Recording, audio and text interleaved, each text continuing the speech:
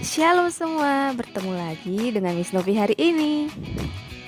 Hari ini kita akan kembali melanjutkan pembelajaran kita tentang etiket dalam pergaulan atau yang biasa disebut juga dengan manners. Jadi selamat menyaksikan.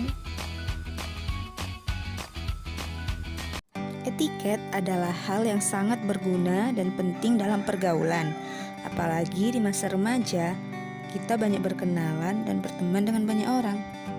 Mungkin ada yang bertanya, apa sih etiket itu? Nah, etiket berarti tata cara atau perilaku yang baik.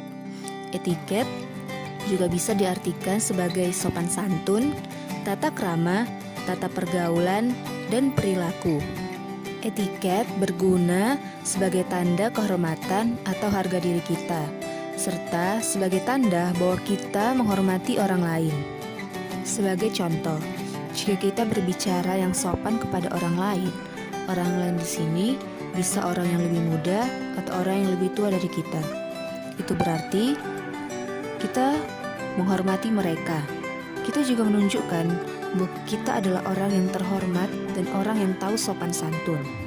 Sebaliknya, ketika kita tidak berbicara dengan sopan terhadap orang lain, berarti kita tidak menghormati mereka. Dan kita juga menunjukkan bahwa kita adalah orang yang tidak terhormat dan tidak tahu sopan santun. Salah satu karakter positif yang perlu dikembangkan oleh remaja saat ini adalah memiliki etiket dan sopan santun. Karena Alkitab pun menyatakan pentingnya kita memiliki etiket. Sekarang, coba buka Alkitabmu dari Amsal 22 ayat 6. Didiklah orang muda menurut jalan yang patut baginya, maka pada masa tuanya pun ia tidak akan menyimpang daripada jalan itu. Tuhan menginginkan kita sebagai anak muda mendapatkan didikan yang benar melalui etiket dan sopan santun yang kita lakukan. Tata krama atau adat istiadat adalah bagian dari budaya. Jadi, tata krama di Indonesia berbeda dengan di Eropa atau di Amerika. Misalnya, di Indonesia, berjabat tangan atau memberikan sesuatu harus dengan tangan kanan, karena dianggap lebih sopan. Di budaya barat, memberi dengan tangan kiri tidak menjadi masalah. Contoh yang lain, cara-cara memberikan salam. Di Jepang, orang memberi salam dengan saling membungkukkan badan.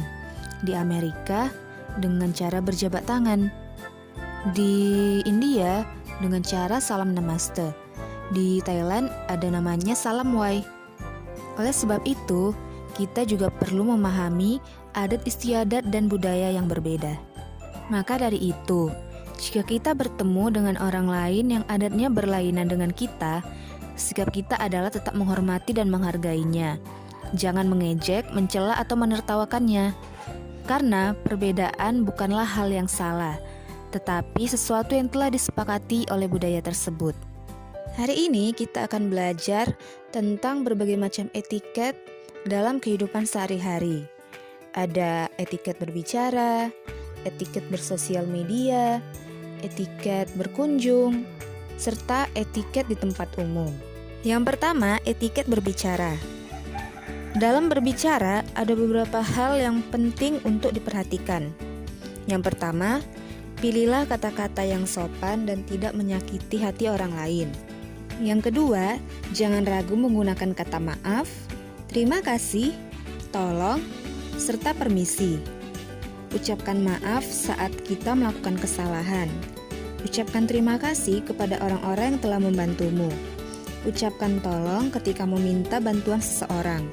Dan ucapkan permisi ketika melewati sekumpulan orang atau ketika kamu memasuki rumah seseorang. Yang ketiga, lebih baik mendengar daripada banyak berbicara. Yang keempat, jangan memotong pembicaraan orang lain sebelum mereka selesai berbicara. Yang kelima, perhatikan isi pembicaraan orang lain agar kamu dapat memberikan respon yang sesuai. Jangan hanya memikirkan apa yang mau kita katakan.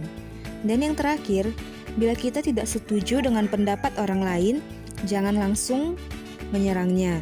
Namun, ungkapkan ketidaksetujuanmu dengan sopan dan dengan tidak emosional.